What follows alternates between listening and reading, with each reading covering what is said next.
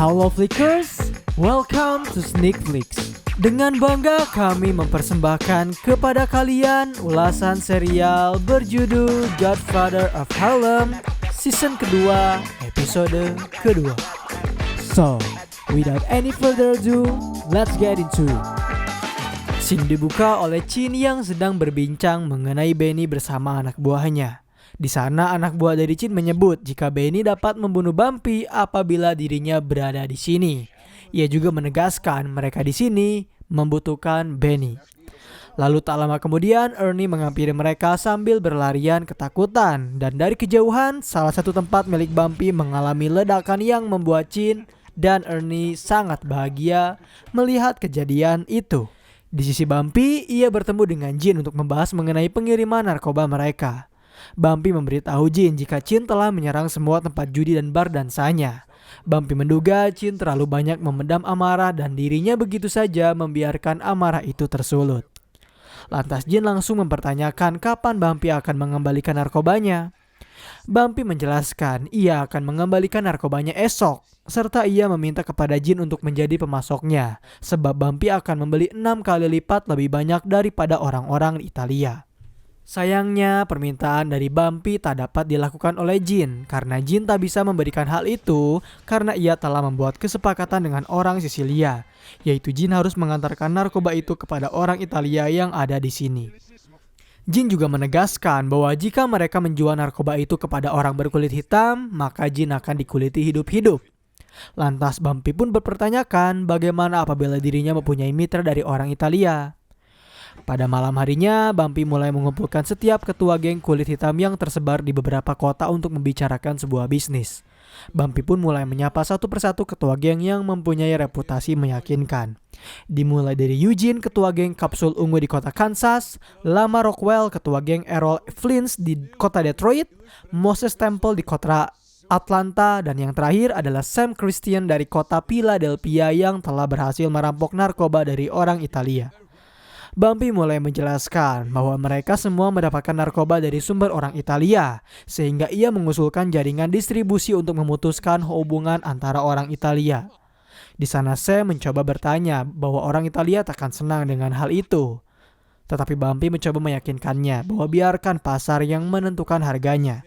Bumpy pula menegaskan jika orang Italia telah mencerai-beraikan mereka semua, sehingga bisnis ini adalah tentang persatuan dan tekad diri sendiri. Eugene pun menanggapi hal itu dengan mengatakan bahwa bisnis ini hanyalah menjadikan Bumpy sebagai raja. Bumpy pun menjelaskan kembali bahwa dirinya yang akan memimpin hal ini dan akan membiarkan Eugene untuk menjadi jokernya. Lantas Bumpy menjelaskan bagaimana rencana miliknya, yaitu Bumpy akan membuat kesepakatan dengan orang Costa Rica untuk mendapatkan pasokan secara langsung. Dengan segera Bumpy melihatkan narkoba yang berhasil ia dapatkan dan menawarkan harga yang murah kepada mereka. Bumpy memberitahu jika narkoba yang akan ia berikan dengan harga murah dapat membuat mereka mendapatkan senjata agar mereka bisa melindungi diri dari orang Italia di kota masing-masing. Lantas setelah semuanya menyetujui untuk mengambil harga miring kepada Bumpy, hal itu membuat Bumpy mulai mengeluarkan kata-katanya bahwa jika dirinya sendiri hanyalah sebuah Harlem, tetapi ketika mereka bersama, mereka adalah 10 Harlem. Lalu scene bergerak pada Cassius yang sedang menelpon Malcolm. Di sana Cassius memberitahu Malcolm jika lawannya sangat ketakutan padanya. Ia juga menjanjikan Malcolm akan memenangkan pertandingan itu. Cassius juga meminta kepada Malcolm untuk berada di samping ring ketika dirinya sedang bertanding, dan Malcolm menjelaskan bahwa mungkin itu adalah ide buruk sebab ia masih belum bisa mendapatkan izin dari Rasul Kudus. Cassius mencoba meyakinkan Malcolm kembali untuk menghampirinya dan mendukungnya secara langsung, sebab Malcolm masih mendapatkan skor dari Rasul Kudus. Tak lama kemudian, Cassius mendapatkan panggilan dari pelatihnya sehingga ia harus menyudahi telepon antara dirinya dengan Malcolm. Malcolm pun mulai segera menghampiri Bumpy untuk mengatakan jika perkataan Bumpy benar karena Cassius ingin dirinya berada di sana.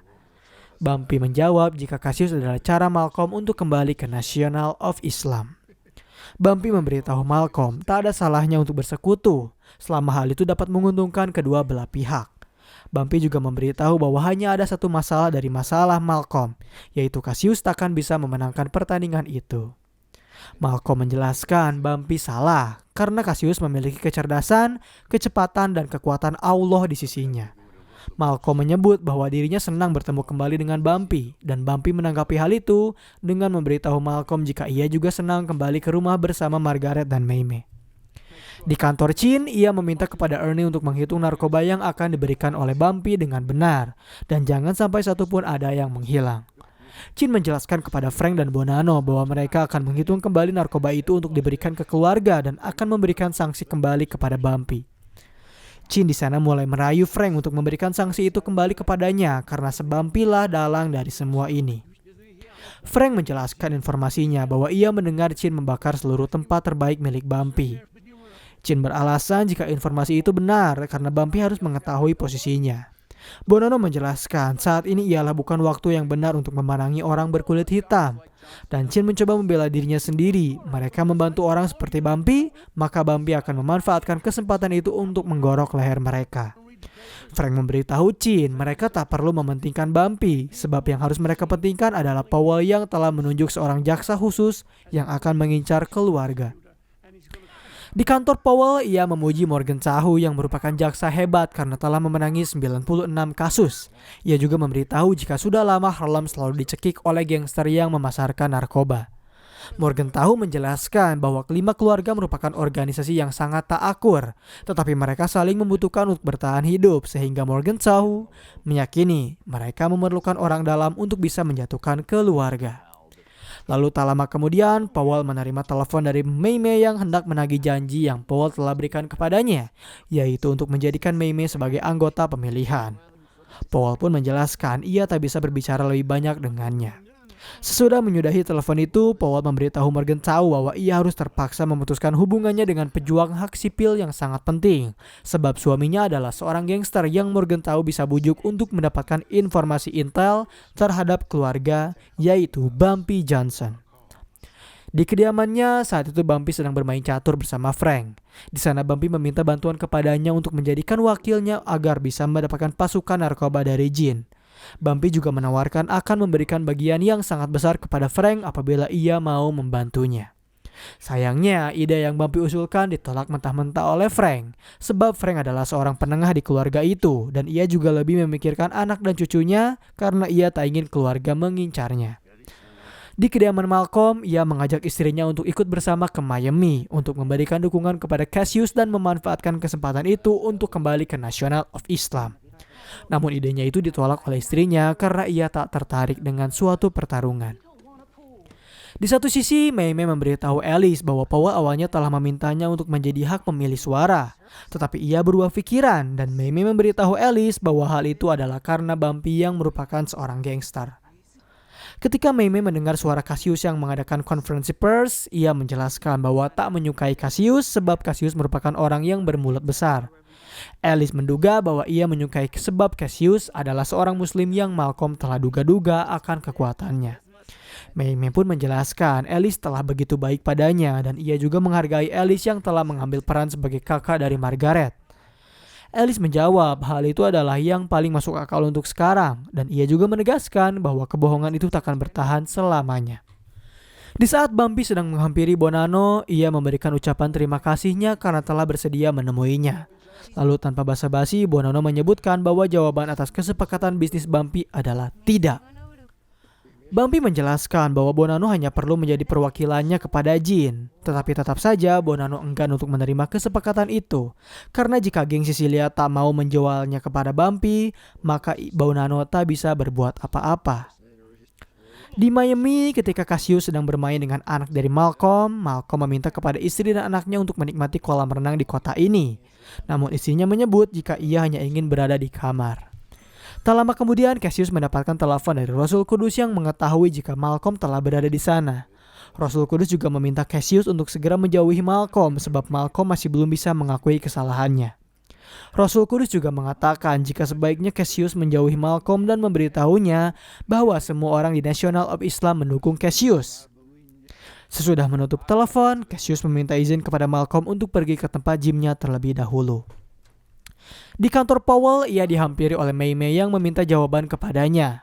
Mei Mei menjelaskan ia telah mengetahui bahwa Powell berubah pikiran sebab Bumpy. Ia juga memberitahu Powell jika suaminya bukanlah mafia Italia yang telah merampas hak dari Harlem. Powell akhirnya memberikan jawaban bahwa upaya pemungutan yang akan ia lakukan tak boleh menerima publisitas buruk. Powell juga memberitahu bahwa beberapa saat lagi akan ada penuntutan federal kepada gangster Italia dan akan merembet kepada partner mereka. Meme menjelaskan bahwa saat ini bukanlah saat yang tepat untuk memerangi sesama orang kulit hitam. Ia juga memberitahu Powell bahwa Harlem saat ini membutuhkan Bumpy, sama seperti mereka yang membutuhkan pendeta Powell.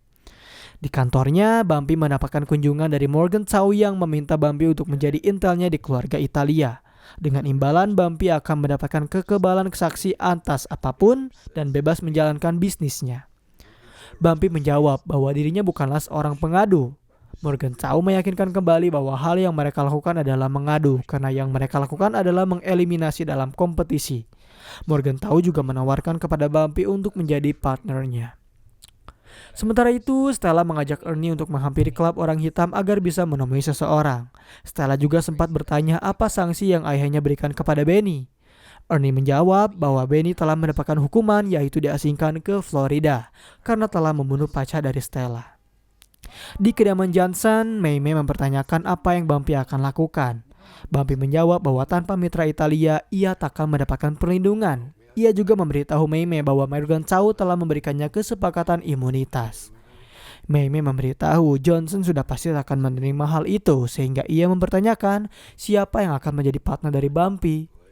Menanggapi hal itu, Bumpy memberitahu jika Frank dan Bonanno telah menolaknya.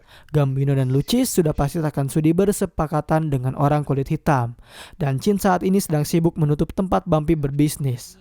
Lantas Mei menjelaskan bahwa Bumpy harus mencoba membuat kesepakatan itu dengan Chin. Mei juga memberitahu Bumpy bahwa dirinya harus berdiplomasi dengan Chin. Di saat Cassius sedang berlatih, pelatihnya meminta kepada Malcolm untuk tak hadir dulu pada pelatihan Cassius. Sebab selama ini pikiran dari Cassius selalu teralihkan harus memilih antara Malcolm atau Rasul Kudus. Mendengar hal itu membuat Malcolm berpikir jika mungkin saja saat ini ia akan menjauh dari Cassius hingga pertandingannya nanti. Ia juga meminta kepada pelatih dari Cassius untuk membiarkannya berada di samping ring agar bisa mendukung Cassius di pertandingannya nanti. Di kantornya, Bumpy memberitahu ide itu kepada anak buahnya bahwa ia akan mencoba membujuk Chin agar bisa menjadi perantaranya mendapatkan narkoba dari Jin. Chen menjelaskan jika ide itu adalah hal yang gila. Sebab selama 3 bulan ini Chin telah mencoba untuk membunuh Bumpy. Chin juga telah mengirim orang sebanyak 5 kali lebih banyak dari yang keluarga kirim untuk membunuh Bumpy. Dan Chin juga telah mencoba untuk membunuh putri dari Bumpy pula. Bumpy menegaskan bahwa semua orang di keluarga membencinya, sehingga saat ini yang penting baginya adalah untuk memiliki orang Italia agar bisa mendapatkan sumber dari Marcel. Bumpy juga menjelaskan kepada anak buahnya bahwa dirinya telah mengatur rencana akan hal itu. Di kantor Powell, Morgan Chow menjelaskan kepada Powell jika Bumpy dalam sepekan ini telah bertemu dengan Frank Costello dan Joe Bonanno. Hal itu membuat Morgan Chow berpikir jika Bumpy sedang mencari aliansi, sehingga Morgan Chow ingin menekan Bumpy dengan keras dan meminta izin dari Powell. Di markas dari Chin, mereka mendapatkan tamu spesial, yaitu Bumpy yang menawarkan proposal terbaik bisnisnya kepada Chin. Mendengar hal itu membuat Chin menegaskan jika ia tak pernah peduli dengan 10 Harlem yang Bumpy bicarakan. Chin juga menegaskan bahwa ia enggan untuk bermitra dengan Bumpy untuk sekarang atau selamanya. Bumpy mencoba memberitahu bahwa dirinya juga membenci Chin, tetapi hal ini ia lakukan demi kepentingan mereka bersama. Lantas Chin meminta alasan kepada Bumpy untuk tak menembaknya sekarang juga. Bumpy menjelaskan ia mempunyai informasi terkait tuntutan yang diajukan kepada keluarga dan informasi khusus mengenai jaksa yang Powell telah sewa. Tak lama kemudian, FBI menghampiri kantor dari Chin untuk mendapatkan pemeriksaan pada markasnya. Di sana pihak FBI juga memberitahu Bumpy bahwa dirinya mempunyai surat perintah untuk menangkapnya.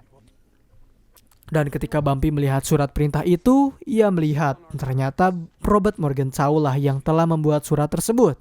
Bumpy menjelaskan kepada Chin ia akan keluar malam ini juga dan mungkin hal itu tak akan bisa Chin lakukan. Pada malam harinya, Bumpy meminta kepada FBI yang merupakan temannya itu untuk membuka borgolnya. Di sana Ray menjelaskan jika para gangster itu telah tertipu oleh tipuan dari Bumpy, dan Ray juga menerima ucapan terima kasih dari Bumpy yang telah memintanya untuk melakukan hal itu untuknya. Bumpy lalu meminta kepada Change untuk mengatur pertemuan dengan Chin sendirian. Bumpy memberitahu jika Ray telah membuat Chin ketakutan sehingga Bumpy yakin bahwa Chin akan menemuinya. Sebab Bumpy mempunyai koneksi dengan Powell yang bisa menjauhkan Chin dari polisi. Dan juga Chin menyadari bahwa 10 Harlem menghasilkan uang sehingga tak ada alasan untuk menolak tawaran dari Bumpy. Di Hotel Cassius, Betty, istri dari Malcolm, mengajaknya untuk pergi jalan-jalan. Tetapi sayangnya ide itu ditolak oleh Malcolm yang hanya ingin berdiam diri di kamar dan menunggu Cassius menelponnya. Lantas Betty pun langsung mempertanyakan apakah Cassius mengetahui jika Malcolm datang ke sini hanya untuk memanfaatkannya kembali ke Nation. Malcolm memberikan pembenaran jika dirinya di sini hanyalah untuk mendukung. Lalu Betty menegaskan bahwa dirinya ke sini bukanlah untuk mendukung Cassius, sebab Malcolm hanya menjalankan rencananya saja agar bisa memasuki Nasional kembali. Namun menyadari omongannya kelewatan membuat Betty langsung meminta maaf kepada suaminya. Betty memberitahu bahwa ia akan membawa pulang anak-anaknya dan meminta Malcolm untuk tetap di sini agar bisa melakukan tugasnya dengan baik. Betty juga meyakinkan Malcolm bahwa apapun yang terjadi, ia tetap mencintainya. Di sebuah bar, ibu dari Teddy menghampiri Stella. Di sana ibu menjelaskan bahwa ia sebenarnya tak yakin untuk mendatangi Stella dan ia juga telah membuang semua surat yang telah Stella buat. Tetapi dirinya yang terlalu penasaran akhirnya membaca salah satu surat yang telah Stella kirim padanya. Di dalam surat itu ia menyadari jika tulisan yang Stella berikan padanya adalah cinta yang tulus kepada anaknya yaitu Teddy. Sehingga ibu dari Teddy memutuskan untuk tak memusuhi orang yang telah mencintai putranya. Di kediaman Mei Mei, Powell mulai menghampirinya untuk mengajak Mei Mei masuk kembali pada hak pemilihan Harlem. Sebab Powell menyadari jika perkataan Mei Mei ada benarnya bahwa warga Harlem menghamrati Bumpy dan Powell merupakan perwakilan dari warga. Mei Mei pun langsung dengan senang hati menerima tawaran dari Powell dan mengajaknya masuk ke dalam untuk menonton pertandingan dari Cassius. Ia juga memperkenalkan Powell kepada Alice yang merupakan putri dari Bumpy. Ketika Cassius sedang bersiap-siap, Malcolm menghampirinya. Cassius memberitahu Malcolm jika di saat dirinya menerima telepon dari Rasul Kudus, ia diminta untuk menjauhi Malcolm. Dan mendengar hal itu membuat Malcolm juga mengakui kesalahannya jika ia kesini hanyalah untuk memanfaatkan Cassius agar ia bisa memasuki Nasional kembali. Lalu Malcolm pun mengajak Cassius untuk berdoa kepada Allah terlebih dahulu agar dapat memberikan Cassius kekuatan agar bisa mengalahkan lawannya. Di satu sisi, Bumpy akhirnya menemui Chin untuk membahas kesepakatannya di saat orang lain sedang menonton pertandingan dari Cassius. Chin menegaskan jika ia akan menerima kesepakatan itu apabila Bumpy mendapatkan potongan sebesar 20%. Namun Bumpy menolaknya karena mereka saat ini akan menjadi seorang partner, sehingga lebih baik untuk mereka membaginya menjadi 50-50. Mendengar hal itu membuat Chin langsung menghajar Bumpy sehingga hal itu membuat mereka mengalami sedikit baku hantam. Dan scene terakhir di episode kali ini memperlihatkan Cassius yang akhirnya berhasil mengalahkan lawannya dan Bumpy yang berhasil membuat kesepakatan dengan Chin dengan pembagian yang setara yaitu 50-50. Dan pembahasan mengenai Godfather of Harlem season kedua pun berakhir di sini. Bagaimana tanggapan kalian dengan garapan series terbaru kami? Apakah kalian cukup puas dengan setiap plotnya?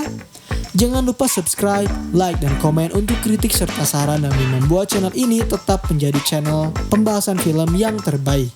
Dan sampai berjumpa kembali di episode selanjutnya.